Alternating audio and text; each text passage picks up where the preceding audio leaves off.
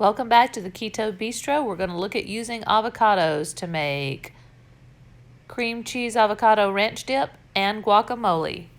So today with my avocado, I'm going to show you two different recipes. I usually don't eat the whole avocado, just slicing it. I'm not a big fan. So I like to make guacamole to eat with any of the Mexican dishes that I prepare, and then I also like to make an avocado cream cheese dip. So in my first bowl I have my guacamole. So I've already mixed it. I thought I was recording, so I'm just going to tell you how I did it. So I took half of my avocado.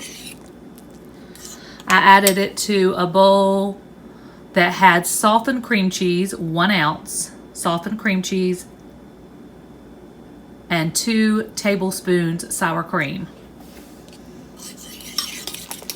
And then I've just mixed it up. If you like it chunky, you can leave it a little bit chunky. So a half avocado, 1 ounce cream cheese, 2 tablespoons of sour cream, and then I've seasoned it just with a pinch of each of these: onion powder, garlic powder, sea salt, and black pepper.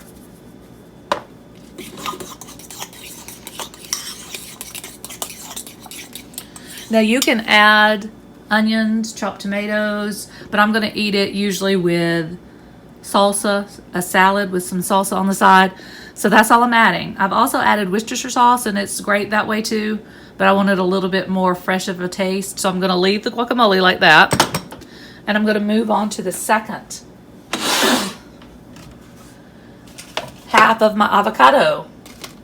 So the second half of the avocado, I have already put in my bowl 2 ounces softened cream cheese. So 2 ounces softened cream cheese, 2 tablespoons sour cream. So I'm just scooping out the other half of the avocado. And I'm going to do the same thing, just smush it up, mix it up. But this time I really do not want it chunky. I mean, you can have it chunky if you would like. Now for this dip or spread, I have used it on hamburgers instead of mayonnaise. I've used it on turkey or ham sandwiches. It is delicious as a spread. I've also used it as just dip with keto crackers, like the cheese crackers or either the tortilla crackers. And there's a video in the channel that shows you how to make keto crackers. So now to this mixture, I'm going to add a half a pack. You may not want it that flavored, so if you just want to start with 1/4 of a pack and see how you like it, do that.